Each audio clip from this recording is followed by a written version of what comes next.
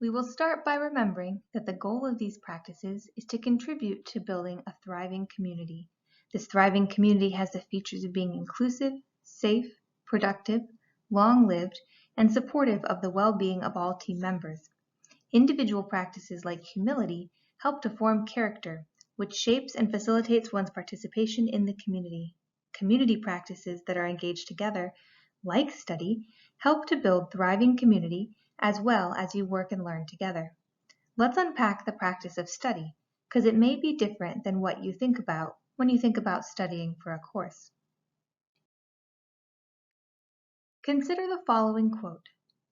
Knowledge is a powerful thing. The irony is that we can become skilled in information and acquisition and come no wiser for it. Information doesn't necessarily transform or shape us. Learning something new doesn't mean we are teachable. We can always use information to simply reinforce our own opinions or biases. The practice of study is about more than just the acquisition of knowledge. In the practice of study, a community or team is committed to learning together. This practice of learning together creates a common experience that helps to unite and connect the team members. Learning together requires being open about what you do not know so that you can correct misinformation or learn new ideas. Learning together or study requires a posture of curiosity, where you demonstrate a desire to learn more about something or someone. The practice of study also requires an orientation to the other and a desire to hear what the other has to say. The other may be new ideas presented through written or verbal content, but the other may also be another person on the team that you want to learn more about. In study, we recognize that it is not enough to acquire knowledge on our own. The practice of study is done communally because one needs to share it with others in order to develop a broad outlook.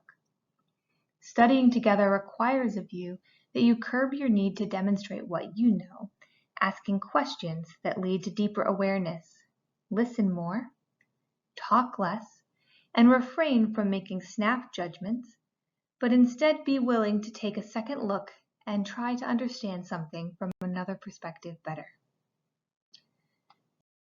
The communal practice of study can have benefits for you as well. It can make you a more perceptive listener, help you develop humility as you acknowledge your own limitations, and provide you with freedom from attachment to your own opinions, words, and authority. All of this is gained by participating in the practice of learning together in community. You may want to examine your own readiness or awareness of your readiness to participate in the communal practice of study. You can ask yourself questions such as, what positions have you rethought or changed your mind about in the last few years? What does this say about you and your openness to learning? How do you respond when you hear an opinion that you do not agree with? Who can you identify that exemplifies a person with a teachable heart?